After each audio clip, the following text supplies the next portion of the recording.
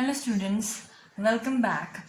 तो आज हम बात करेंगे अलजेब्रा ऑफ डिफरेंशिएशन के बारे में।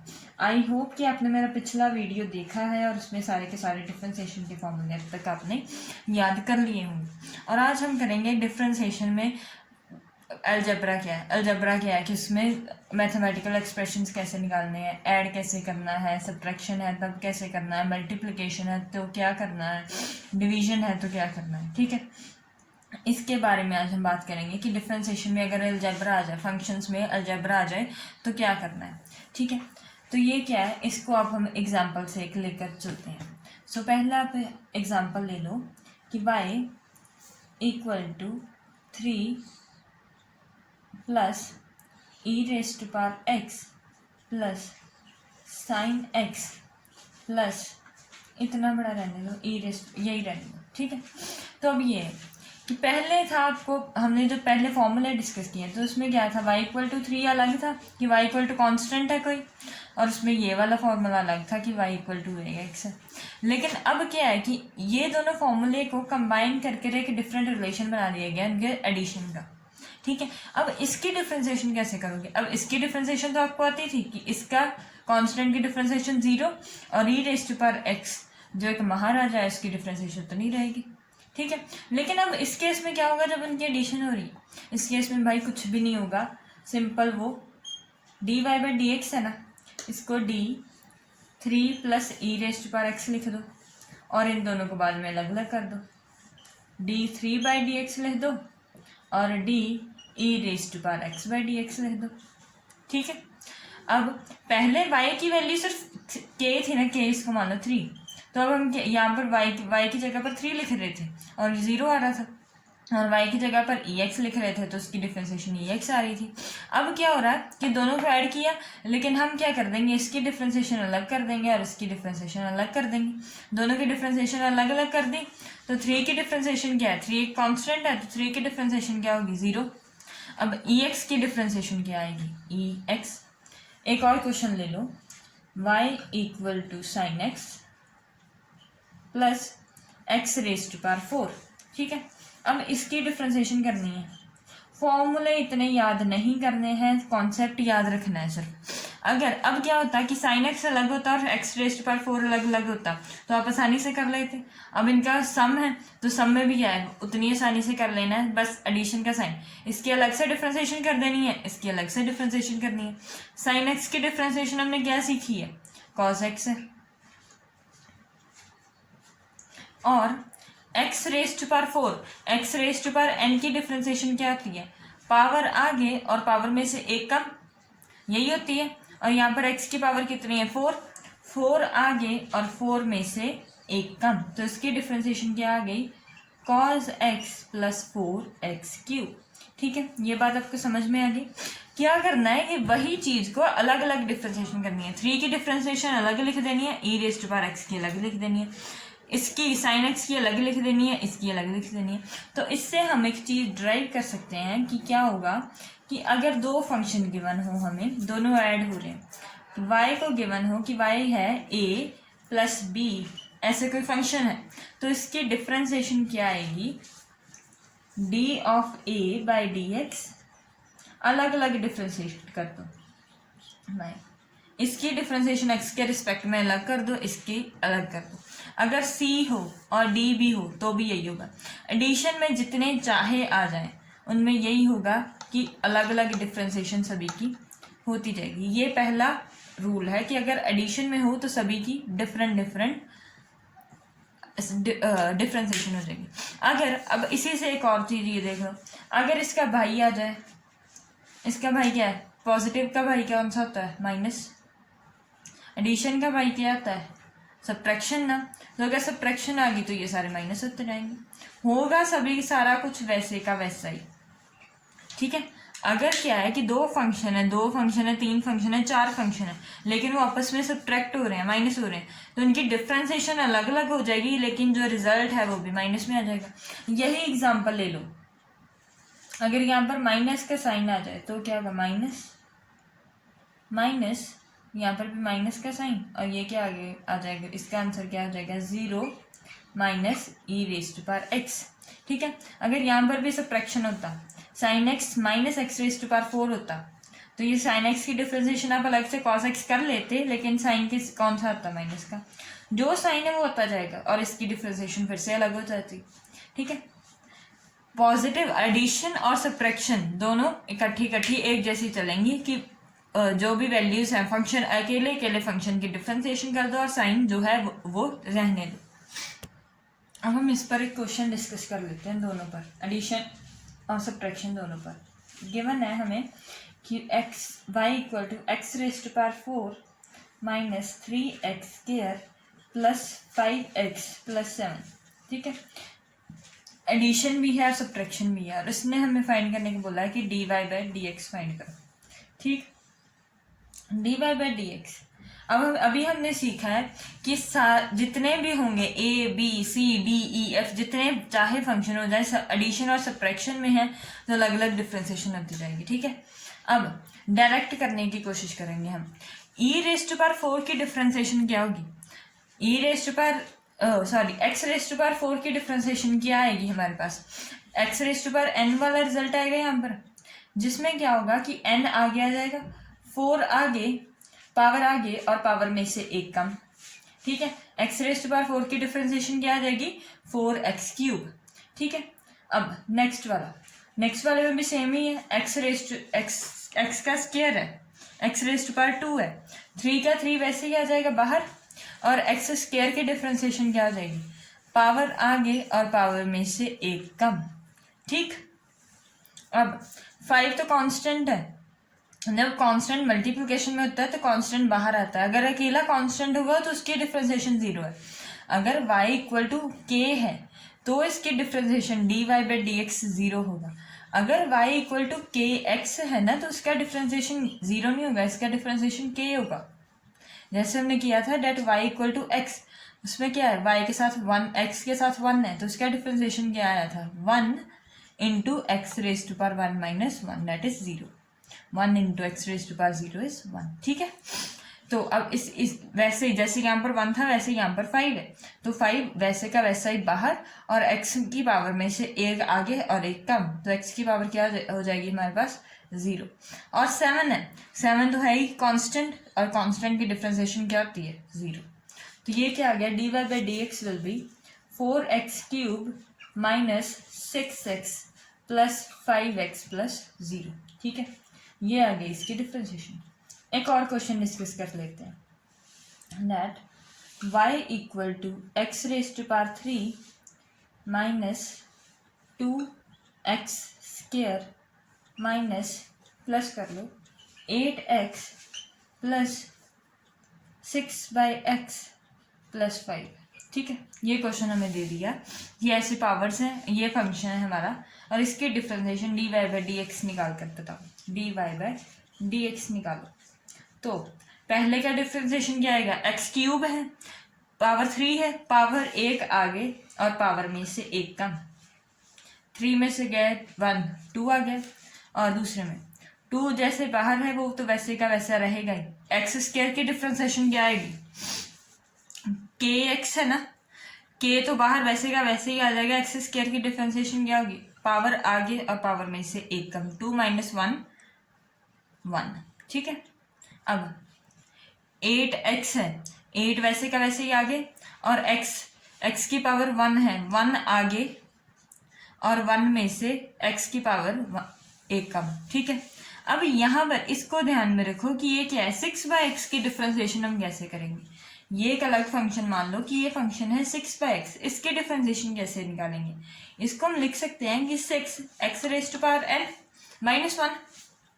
जब होता है हमारे पास कि जब भी 1 बाई एक्स होता है तो इसका मीनिंग क्या होता है, x raise to power minus 1, तो इसकी पावर क्या हो जाएगी -1, तो इसकी डिफ्रेंसिएशन कैसे आएगी, 6 वैसे का वैसे -1 आगे आएगा और पावर में से एक और कम हो जाएगा, -1 तो होगा ही होगा हमेशा, तो 6 इंटू -1 इक्वल -6 और एक्स रेज टू पावर -2। ठीक है, यहाँ पर फिर से देख लो, अब 1 बाई एक्स है ना, 6 बाई एक्स है, बाई एक्स है, डिवाइड में एक्स है तो उसकी पावर -1 आ जाएगी।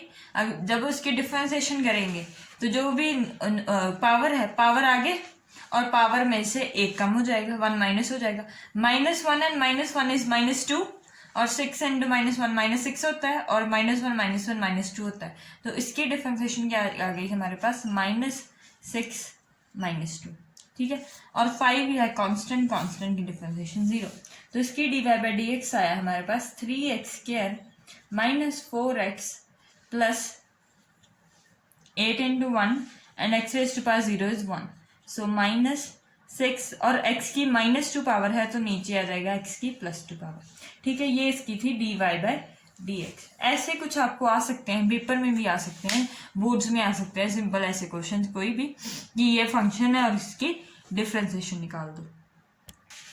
अब नेक्स्ट है एडिशन सब्ट्रैक्शन कर दिया। अब नेक्स्ट है हमारे पास मल्टीप्लिकेशन। अब मल्टीप्लाई, अगर दो फंक्शन मल्टीप्लाई हो रहे हैं, जैसे इसके लिए फॉर्मूला याद करना ज़रूरी है। ये मान लो कि अगर y है हमारे पास u इंटू वी, ठीक है। अब इसका dy/dx कैसे आएगा, dy/dx आएगा इसका u dv/dx plus v du/dx। ये इसकी डिफरेंशिएशन है। अब ये फॉर्मूला भी रटना पड़ेगा। डिफरेंशिएशन में शुरू में वही बात, पुरानी बात, शुरू में दिक्कत आएगी, जब जब ये फॉर्मूले याद हो जाएंगे कोई दिक्कत नहीं आएगी। अब मान लो कि मल्टीप्लिकेशन का हमारे पास इतना बड़ा फॉर्मूला है, लेकिन ये बड़ा है नहीं, हमें दिख रहा है कि बड़ा है, है बड़ा नहीं। क्या है कि u क्या गिवन है हमें, y क्या गिवन है, u इंटू वी। अब क्या करना है कि किसी भी एक को बाहर रख लो और दूसरे की डिफरेंशिएशन कर दो, और बाद में क्या करना है, प्लस का साइन लगाकर दूसरे को बाहर रख दो और पहले की डिफरेंशिएशन कर दो, ठीक है। जैसे कि मान लो कि आपके पास गिवन है कि y equal to ex sin x, ठीक है, ये आपको गिवन है। अब इसके dy/dx निकालना है। अब दो अलग अलग फंक्शन है, ये अलग है, ये अलग है। हमने ऐसे ही पढ़े हैं ना कि ex की डिफरेंशिएशन तो भाई हमें मालूम है कि ex की डिफरेंशिएशन सेम रहती है, और जो sin x है उसकी डिफरेंशिएशन होती है cos x। लेकिन अब क्या होगा जब ये दोनों फंक्शन हो रहे हैं मल्टीप्लाई, अगर आसान होता तो हम कर लेते, लेकिन अब हो रहे हैं मल्टीप्लाई। तो अब क्या करेंगे कि एक को बाहर रखो, पहले वाले को वैसे का वैसे रहने दो, पहले वाले को रहने दो, और दूसरा जो फंक्शन है v है, पहले वाला u होता है, दूसरे वाला v होता है, दूसरे वाले की डिफरेंशिएशन कर दो। sin x की differentiation d of sin x with respect to x, बीच में लगाओ प्लस का साइन, और जो दूसरे वाला है जिसकी आपने पहले डिफरेंशिएशन की है उसको वैसे ही रहने दो और इसकी डिफरेंशिएशन कर दो पर x, ठीक है। ये आ जाएगा ex, differentiation of sin x with respect to x is cos x, plus sin x वैसे का वैसे ही, और e raise to power x की differentiation e raise to power x। ये अगर इसको फर्दर सॉल्व करना है तो ऐसे लिख सकते हो ex sin x plus cos x, ठीक है। अब इस पर हम एक दो क्वेश्चन और डिस्कस कर लेते हैं। अब हमें दो क्वेश्चन गिवन है कि पहला है कि 3x इंटू tan x और दूसरा है cos x into tan x। इसकी डिफरेंशिएशन निकालनी है। dy/dx ये एक फंक्शन है और ये एक फंक्शन है, इसमें से ये u और ये v, इसमें ये u हो जाएगा और ये v हो जाएगा हमारा, ठीक है। अब क्या करना है, u को पहले बाहर रहने दो वैसे का वैसे, 3x को वैसे का वैसे ही छोड़ दो, और tan x की डिफरेंशिएशन कर दो। tan x की डिफरेंशिएशन क्या होगी हमारे पास, secant square x, ठीक है। u को वैसे का वैसे ही रखा हमने, u है हमारा 3x, और tan x की डिफरेंशिएशन कर दी हमने secant square x, ठीक है। लिख देते हैं, पूरा फॉलो करते हैं, d tan x dx, ठीक है, प्लस अब tan x की डिफरेंशिएशन हो चुकी है, वो बाहर वैसे का वैसे ही रहेगा, दूसरे की बारी 3x/dx, ठीक है। यहाँ पर आ जाएगा 3x, tan x की डिफरेंशिएशन कितनी होती है, secant square x plus tan x। अब 3x, 3 तो पहले बाहर का बाहर आ जाएगा, और बचेगा क्या, dx बाई, जब 3 बाहर आ जाएगा यहाँ पर तो रहेगा क्या, dx/dx इंटू 1। जब ऐसे भी देख लो कि x की पावर 1 है तो उसकी डिफरेंशिएशन 1 हो जाएगी। इतना तो अब आपको समझ आ ही जाना चाहिए। Square x plus 3 tan x dy/dx आ गया, ठीक है। अब सेकंड जो है cos x into tan x है। अब इसकी डिफरेंशिएशन निकालनी है। इसमें यही रखो, किसी भी एक को पहले बाहर निकाल सकते हो, जरूरी नहीं है कि यू को निकालो, वी को भी पहले निकाल सकते हो। लेकिन क्यों ऐसा कर सकते हो, क्योंकि दोनों ऐड ही होंगे बाद में, अगर सब्ट्रैक्ट होते तो पंगा होता। अब क्या है, cos x tan x है, cos x को रहने दो बाहर और tan x कर दो डिफ्रेंसिएशन, प्लस अब tan x को बाहर रहने दो और पिछले वाले को डिफ्रेंसिएशन कर दो। ये आ गया cos x, वैसे का वैसे ही।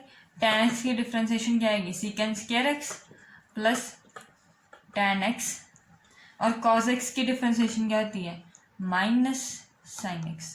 cos की डिफ्रेंसिएशन साइन होती है, लेकिन को वाले हमने याद किया था ना कि को जिसके साथ आएगा वो माइनस हो जाएंगे। अब क्या आ गया, cos x secant square x minus sin x tan x। ठीक है, ये बात समझ में आ गई। अब इसको आगे फर्दर सॉल्व कर लो कि cos x और sin क्या होता है, inverse of cos square x minus sin x, अब tan क्या आएगा, sin x by cos x, ये कैंसिल हो जाएंगे और ये क्या आएगा, 1 by cos x minus sin square x by cos x। ठीक है, ये था। अब आपको अगर फर्दर सॉल्व करना है तो 1 माइनस साइन स्क्वायर एक्स क्या हो जाएगा, cos square x by cos x, और ये एक cos कैंसिल हो जाएगा और ये बच जाएगा cos x। ठीक है, ऐसे क्वेश्चंस मैथ्स में भी आ सकते हैं। आपको नॉन मेडिकल वाले स्टूडेंट्स ध्यान रखना कि ऐसे जो डिफरेंशिएशन वाले क्वेश्चंस है ना, जब आप डिफरेंशिएशन चैप्टर पढ़ोगे तो ऐसे क्वेश्चंस तब भी आ सकते हैं कि ट्रिग्नोमेट्रिक फंक्शन दिया होगा और वो कहेगा कि इसकी मल्टीप्लिकेशन में हो गया, डिफरेंशिएशन निकालो, डिफरेंशिएशन निकालते निकालते आप किसी और रिजल्ट पर पहुंच जाओगे। ठीक है, ये था मल्टीप्लिकेशन। अब चौथा हम डिस्कस करेंगे कि जब डिवीजन में आएंगे दो फंक्शन तब क्या होगा। अब नेक्स्ट है डिवीजन। अब क्या है कि जब दो फंक्शन डिवाइड हो रहे हैं और u बाय v गिवन हो, ठीक है, अब ऐसे केस में इसकी dy बाय dx क्या आएगा, इसमें जो नीचे वाला होगा ना v, उसका डिनोमिनेटर होल डिनोमिनेटर में आ जाएगा स्क्वायर, और जो नीचे आएगा वो पहले बाहर रह जाएगा, v दूसरे की डिफ्रेंसिएशन आ जाएगी। मल्टीप्लिकेशन में प्लस आया था, डिवीजन में सब्ट्रैक्शन आएगा, minus u dv by dx।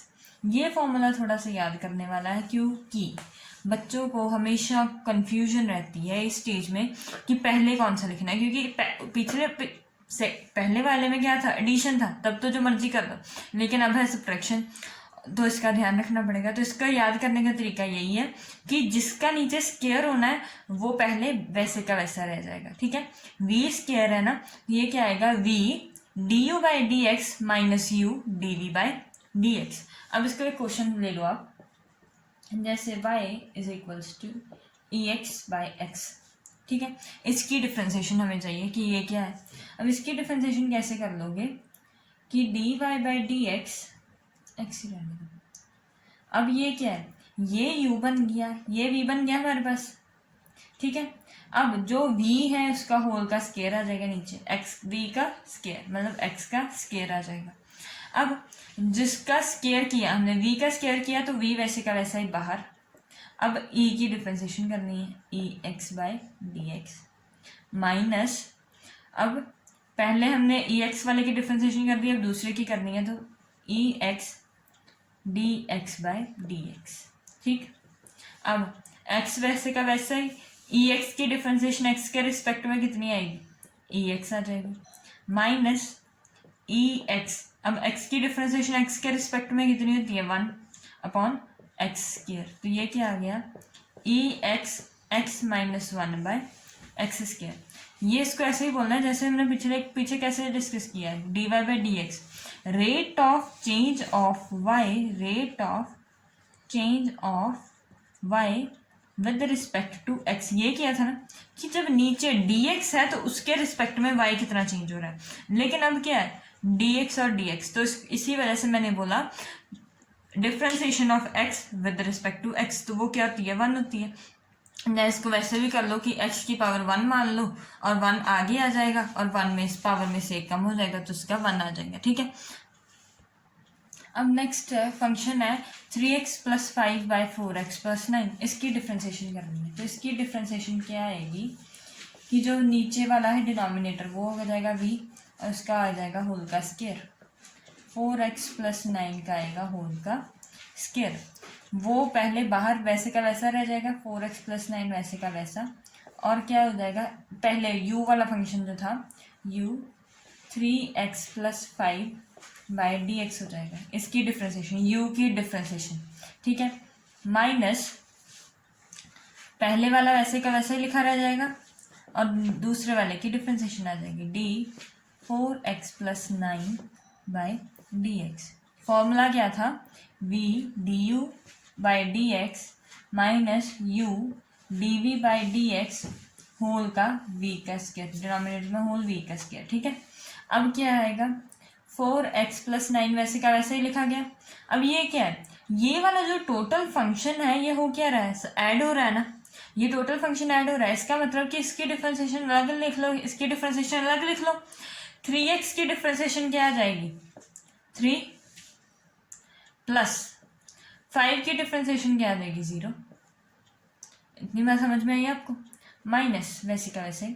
अब 3x प्लस 5 वैसे का वैसे बाहर है, वो वैसे का वैसे ही आ जाएगा। अब आगे क्या होगा, 4x की डिफरेंशिएशन क्या होगी, 4 और 9 की डिफरेंशिएशन क्या हो जाएगी, 0 डिवाइडेड बाय इसका स्क्वायर, 4x प्लस 9 का होल का स्क्वायर। तो ये आ गया 3 into 4x plus 9 minus 4 into 3x plus 5 by 4x plus 9 का होल स्क्वायर। ये इसकी आ गई dy बाई डी एक्स। अब आगे इसको सॉल्व कर लो, मल्टीप्लिकेशन कर लो और सब्ट्रैक्शन कर दो, तो आगे फर्दर ये सॉल्व होता जाएगा। लेकिन आपको इसमें यही बात फॉर्मूला याद रखना है कि v पहले बाहर आएगा, u की पहले, सबसे पहले u की डिफरेंशिएशन होगी और v बाहर रहेगा, ठीक है, और बाद में दूसरे वाले की डिफरेंशिएशन हो जाएगी। अब एक बहुत बढ़िया हम क्वेश्चन डिस्कस करते हैं। ये मान लो कि क्वेश्चन गिवन है हमें y equal to sign 2x। अब इसकी डिफरेंशिएशन, वीडियो पॉज करो, इसकी डिफरेंशिएशन करके बताओ कि y equal to sign 2x की डिफरेंशिएशन कैसी होगी, ठीक है। कर लिया, सॉल्व हो गया। अब क्या है कि ये डिफरेंशिएशन कर पाओगे आप ऐसे। अब अगर मैंने आपको क्या सिखाया कि y इक्वल टू अगर साइन x है तो उसकी डिफरेंशिएशन आ जाएगी cos x। लेकिन यहाँ पर तो एक पंगा है, प्रॉब्लम है कि साइन के साथ 2 भी लगा है, 2x है, यहाँ पर 2x आ रहा है, x की जगह पर 2x है। तो हमें इसे क्या करना है कि अब इसको ऐसे मान लो कि अगर, अब दिक्कत क्यों आ रही है, सिर्फ 2x की वजह से आ रही है। अगर ये 2x होता ही ना तो प्रॉब्लम हमारी आसान हो जानी थी, x हो जाना था, ये कैपिटल x हो जाना था। अगर यहाँ पर 2x की बजाय सिंगल x होता तो ये वाला फॉर्मूला लग जाता। अब 2x को मान लो कि ये कैपिटल x है, तो इसकी डिफरेंशिएशन क्या आएगी, cos ऑफ कैपिटल x, और कैपिटल x की भी डिफरेंशिएशन हो जाएगी आगे, क्योंकि कैपिटल x जो है वो तो हमने अज्यूम किया है ना, उसकी भी तो डिफरेंशिएशन आगे चाहिए ही ना। तो इसकी क्या आ जाएगी, d capital x by x। तो ये क्या आएगी, cos 2x, और 2x की फर्दर डिफरेंशिएशन करोगे तो 2 आ जाएगा। अब इसको आसानी से, अगर और आसान तरीके से समझना है तो इसको समझ लो कि ये कैपिटल 2x को हमने x मान लिया है। अब x की, ये साइन x की डिफरेंशिएशन तो cos x आ गई, लेकिन ये तो हमने सपोज किया है, हमने अपने ब्रेन में सपोज किया कि ये x है, लेकिन है तो नहीं ना, तो इसकी भी डिफरेंशिएशन आगे करनी पड़ेगी। तो 2x की डिफरेंशिएशन क्या आ जाएगी, 2 आ जाएगी, डायरेक्ट रिजल्ट आ जाएगा। तो इसका क्या आएगा, 2 cos 2x, ठीक है। अब इसी पे एक और क्वेश्चन डिस्कस कर लेते हैं। जैसे मान लो कि y is equals to under root of x square plus 1 है, ठीक है। अगर हमने फॉर्मूला पढ़ा है कि y अगर अंडर रूट एक्स होता तो अंडर रूट एक्स को हम कैसे लिख सकते हैं, x raise to power half, x raise to power half, तो वो तो आसानी से डिफरेंशिएशन हो जाती। लेकिन अब क्या है, इसके साथ ये भी, ये पूरे का पूरा एक्सप्रेशन है कि एक्स का स्क्वायर भी है और उसके साथ एडिशन में भी 1 है। तो इसको, दिक्कत को सॉल्व करने के लिए इसको पूरे को मान लो हम कैपिटल x मान लो, ठीक है। अब इसका dy बाई डी एक्स अगर निकालोगे तो क्या आ जाएगा, ये कैपिटल x है ना, कैपिटल x की पावर हाफ, हाफ आगे कैपिटल x की पावर में से 1 कम, ठीक है। जो कैपिटल x है वो हमने एज्यूम किया है तो नहीं ना, तो ये क्या आ गया 1/2, इसको ऐसे रहने दो, एक्स हमने अपने ब्रेन में सपोज किया है तो नहीं, एक्स की वैल्यू क्या है कैपिटल एक्स की, एक्स स्क्वायर प्लस 1, हाफ आगे और हाफ में से एक कम, ठीक। लेकिन अब कैपिटल जो एक्स ये वाला हमने ज्यूम किया था कैपिटल एक्स, उसकी भी तो डिफ्रेंसिएशन चाहिए ना। तो एक्स स्क्वायर प्लस 1 की डिफ्रेंसिएशन क्या आएगी, एक्स स्क्वायर की डिफ्रेंसिएशन 2x, 1 की डिफ्रेंसिएशन 0, ठीक है।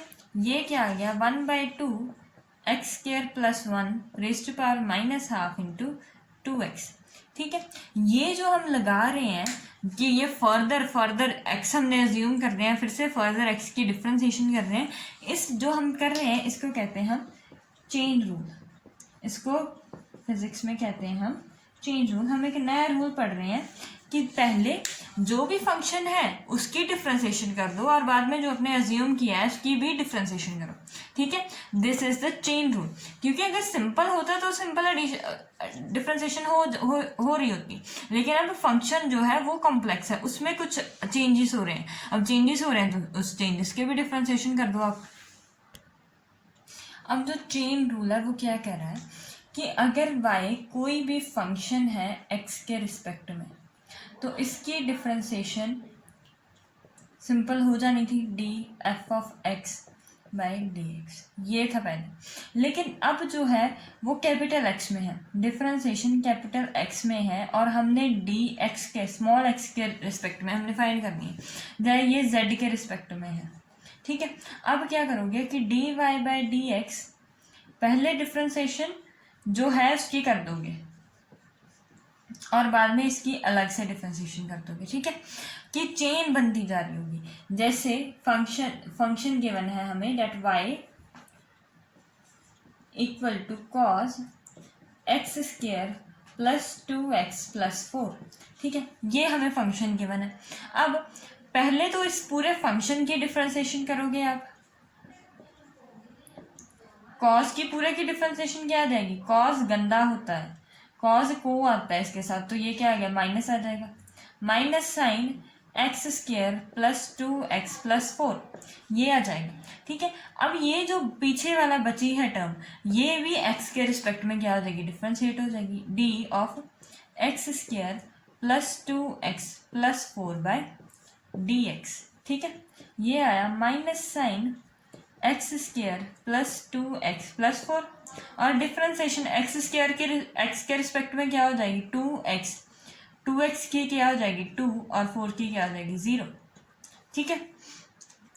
ये आपको ध्यान में रखना है कि अगर यहाँ पर जो x हमने पहले सिंपल अज्यूम किया था, अगर वो कॉम्प्लेक्स होता जा रहा है, उसमें वेरिएबल्स ऐड हो रहे हैं, एडिशन हो रहा है, मल्टीप्लिकेशन, जो भी फंक्शंस ऐड हो रहे हैं उनकी बाद में अलग से डिफ्रेंसिएशन कर दोगे। अब x² की क्या आ जाएगी, पावर आगे पावर में से एक कम, 2x में कांस्टेंट आगे पावर में से पावर आगे और पावर में से एक कम, और 4 क्या है कांस्टेंट है तो उसकी डिफ्रेंसिएशन क्या हो जाएगी 0। ये था अभी हमारा चेन रूल। अब एक छोटा सा टॉपिक रह गया है कि डिफ्रेंसिएशन जो हमने इतना लंबा चौड़ा भाषण अभी सुनकर रटे हैं उसकी एप्लीकेशन क्या है, कि उसका यूज़ क्या है, डिफ्रेंसिएशन हम क्यों पढ़ रहे हैं। अब मान लो कि डिफ्रेंसिएशन क्या थी हमारे पास dy/dx और वो क्या होती है, स्लोप होती है। ये बात हमने फर्स्ट लेक्चर में इसके डिफ्रेंसिएशन के फर्स्ट लेक्चर में डिस्कस की है ना, कि डिफ्रेंसिएशन स्लोप dy/dx होती है स्लोप। अगर अब मान लो कि किसी भी चीज़ की dy/dx अगर मैं रख देती हूँ 0, अगर कोई ऐसा ग्राफ है या मान लो कि कुछ ऐसा ग्राफ है, ठीक है, कहाँ पर, जहाँ पर dy/dx 0 हो रही हो, मतलब स्लोप 0 हो रही हो, जो मान लो कि स्लोप 0 कहाँ पर हो रही है, यहाँ पर हो रही है, एक यहाँ पर हो रही है, एक यहाँ पर हो रही है।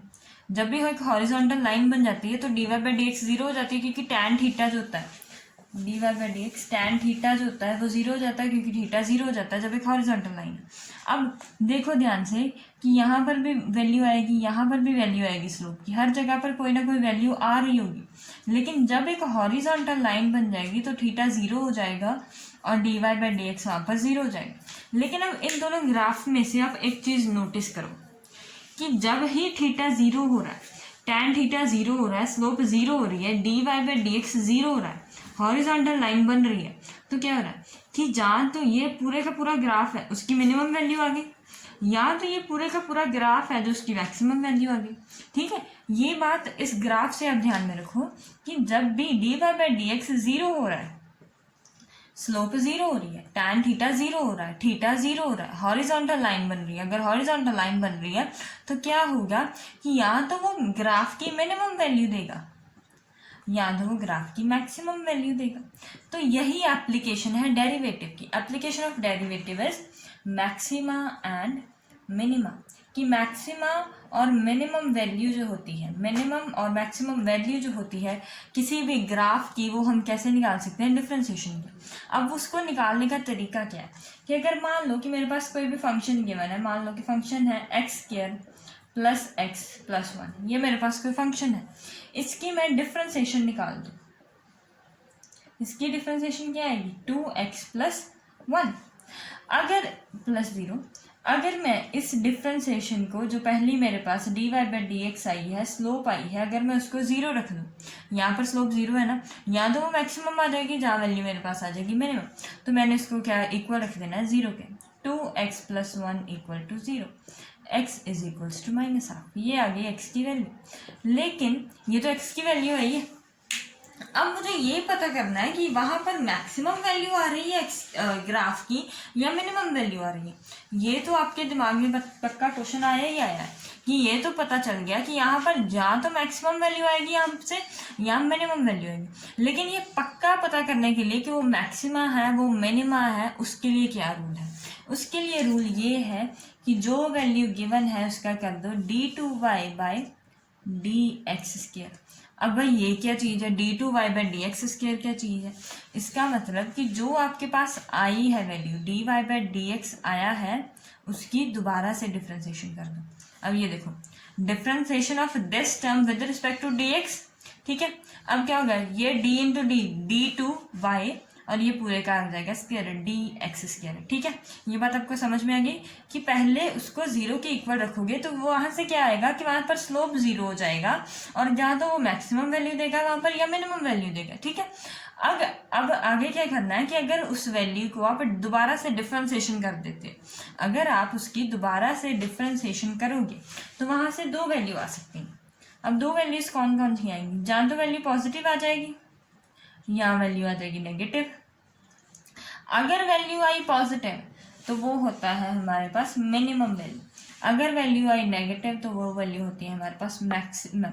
और इस बात को आप याद रख लो, इसको राउंड कर लो, सर्कल कर लो, जो मर्जी कर लो, लेकिन इस बात को याद रखो कि जब दोबारा से डिफ्रेंशिएशन, डबल डिफ्रेंशिएशन करें हम, और जो वैल्यू पॉजिटिव आए तो वो मिनिमम, और जो नेगेटिव आए वो मैक्सिमम।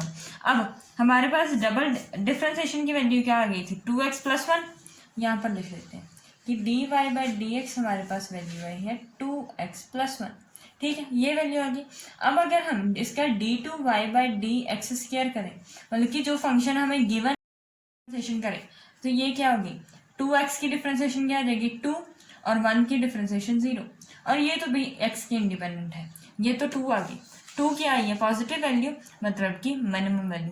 ये ग्राफ जो भी है, ये ग्राफ है जो वो हमेशा इस पर जो वैल्यू आएगी x की -1 पुट किया था मैंने, हाफ पुट किया था, वैल्यू आ गई है +2, मतलब कि मिनिमम वैल्यू आएगी जो मर्जी करते जाओ, x की वैल्यू जैसी मर्जी पुट करते जाओ, x की वैल्यू जब भी आप -1/2 पुट करोगे y में, तो जो y की वैल्यू आएगी वो उसकी वैल्यू क्या आ जाएगी, मिनिमम वैल्यू आ जाएगी। क्यों आएगी, क्योंकि डबल डिफ्रेंशिएशन आया पॉजिटिव, ठीक है।